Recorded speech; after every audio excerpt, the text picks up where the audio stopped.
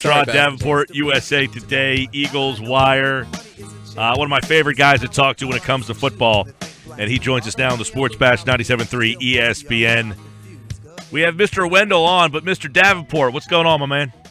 Hey, what's going on? How you guys doing? Everything's good. Another interesting week for the Eagles. Interesting game here. We were just talking about before you came on, Turron, that this is the kind of game now. You're at home against a team that's average to bad. You're disappointed. You have that disappointing feeling if you lose a game like this all of a sudden. Yeah, you know what? That feeling is for every game, but I could definitely see what you mean with this one. You're facing a team where their top pass rusher, Marcus Golden, is out. But, you know, offensively, they got a track team. You know, they have some receivers there that could really get down the field. They got a coach, a former Temple coach, you know, that likes to get vertical. And in addition to that, you got a quarterback that can throw the ball vertically as well. So they're pretty well set up. I think some of their strengths actually can take advantage of the Eagles' weaknesses. So this is definitely not a game that they should sleep on. Let's talk real quick about one area where the Eagles might have a big smile. Guys like Brandon Graham, Timmy Jernigan, Derek Barnett, Chris Long. If you watched the Cardinals play the other night when they were on against Dallas on Monday Night Football, that line was atrocious. Carson Palmer's been sacked more than any quarterback in the league. Those guys got a little extra giddy up this week? Hey, you know what? They have it every week, man. When you look at Brandon Graham, you know, he's one of the most positive people, positive players I've ever been around. You know, he's always got a smile on his face. You rarely see him pissed off, but, you know, he brings it intensely every game, and he brings it in practice. So it's going to be good for him. Timmy Jernigan he didn't practice today with a left heel contusion. I saw him in the locker room on Sunday limping, and you know, it came out that he had a heel contusion. Then you got Fletcher Cox day to day. But when you look at some of the guys coming off the edge, Derek Barnett, Chris Long had the sack strip, as well as Brandon Graham. They're going to get an opportunity to get to the quarterback. It's just going to be a matter of taking him down, and, you know, like they've done in the other games this year so far, creating that turnover, getting the football for the offense. Turron, this secondary has kind of struggled the last couple games, especially in late games. Could you kind of give us a update situation on what's going on in the top two corners in Sidney Jones and Ronald Darby?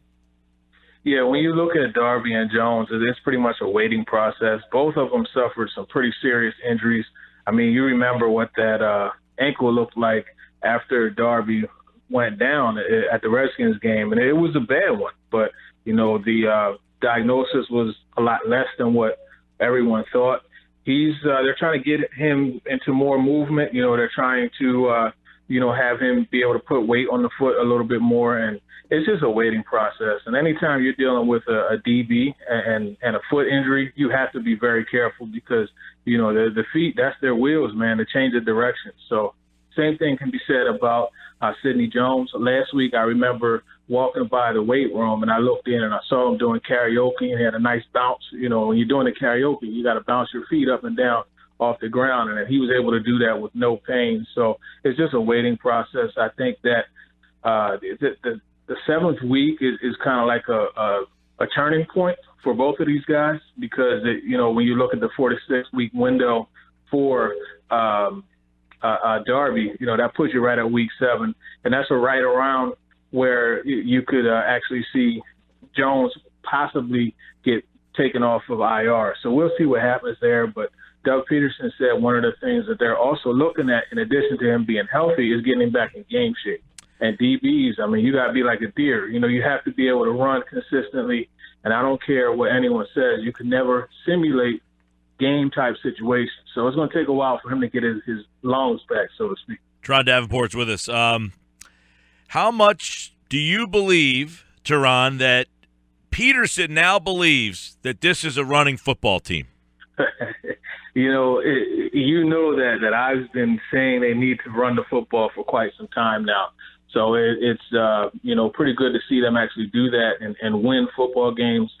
I want to see how dedicated he's going to be to it because, to be honest with you, the last two teams that they've played have not been the best at defending the run. So when things start to hit the fan, so to speak, and you know, there's an opportunity to allow the flow of the game to take you away from running the football, that's when we'll really know. At this point, I don't know for sure that they'll stick to it. So we'll see. I mean, this week, the Cardinals, they're giving up 88 yards on the ground total per game. So they're a top 10 rush defense. This is a good barometer. Turron, looking at this offense, Carson has looked good each and every week, basically going through his progressions, making accurate throws, especially last week. But Torrey Smith remains a sore spot. What's going on with Torrey Smith? You know what? Sometimes you have the yips, man, and it's something that happens to everybody. Right now, he's kind of in his own head, so to speak. Where he's beating himself up too much. And Torrey Smith is a guy coming into the league out of Maryland. He had these issues, and he's never been someone that's an absolute consistent pass catcher. These drops, this is a part of what you get when you get Torrey Smith, but more importantly, what he's been doing is allowing this team to work the mid-range passing game. So I know it's frustrating to see the drops, but big picture thinking, when you look at a guy like Zach Ertz do what he's doing, a lot of that is on the strength of Torrey Smith stretching out the field. Turron Davenport's with us here on the Sports Bash 97.3 ESPN. So many things to get into as we get ready for this game. And obviously, one area that the Eagles have been pretty good is rushing the passer here.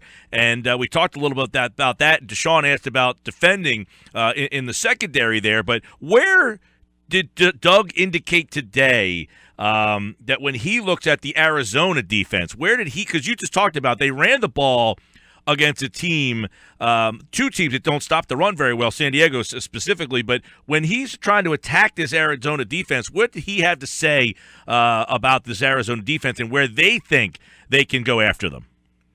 Well, he didn't really get into that too much. A lot of times the coaches don't really want to get into their game plan, but he did mention that, with Marcus Golden being out, he did mention that it was going to be a little bit of an advantage, as far as going against the pass. So we'll see what happens there. But for me, when I watch this Cardinals team, what I see is an aggressive defense. I see a guy in Dayon Buchanan, Hassan Reddick, Carlos Dansby. These are guys who pride themselves on coming up and making plays against the run. So what do? You play action them, and that's what you saw the Cowboys do. That's what the 49ers to an extent did. They didn't have the personnel to take advantage of it, but the Eagles do. So expect to see play action, and you're going to see them, be able to use the Cardinals defense, especially the linebackers, their aggressiveness against them. And then in addition to that, you have to look at, Tyrann Mathieu. He's another guy that likes to go all out and come up and make plays in the box. So you could deceive them, by using that play action. And play action this week should work. They ran it 80 times the last 2 weeks. You would think play action would work this time around. Deshaun, Turron, I want to end with this. Last year, they were 3-1. Then they lose Johnson. They'll have Johnson. What does that mean to this team? Is that being not discussed enough that how big Johnson has been in returning to this team last year, the last couple of games, and now into this year? You're talking in regards to Lane Johnson? Right, Lane Johnson. Yeah, that's been huge for them. I mean, you saw it last week. You had Melvin Ingram and Joey Bosa were relatively non-existent. And anytime you have an opportunity for a quarterback to look on each side and know he has guys that he could trust to protect them, that makes the game that much easier for him. Then not to mention how when they run the football to the right behind both, Lane Johnson and Brandon Brooks, man, that's something that they could really do. So, yeah, having Lane Johnson back is very important. You saw how Big V, at times was a liability last year. So, when you have your starter, your guy who's one of the best right tackles in the game, when you have him in the game, it allows you to do a lot more within your offense. You could run longer development routes. And then, like I said, you could also be able to run the football like you want to. And that's what they've been doing. Sure have. 80 times over the last 2 weeks they've run the football. And Turron Davenport at @Davenport_NFL, member of the Pro Football Writers Association and USA Today Eagles Wire. And Eagles and Cardinals. We'll have plenty more for you here on the Sports Bash. Thanks, Turron. We'll talk to you soon, pal. Thanks. No problem. Talk to you guys soon.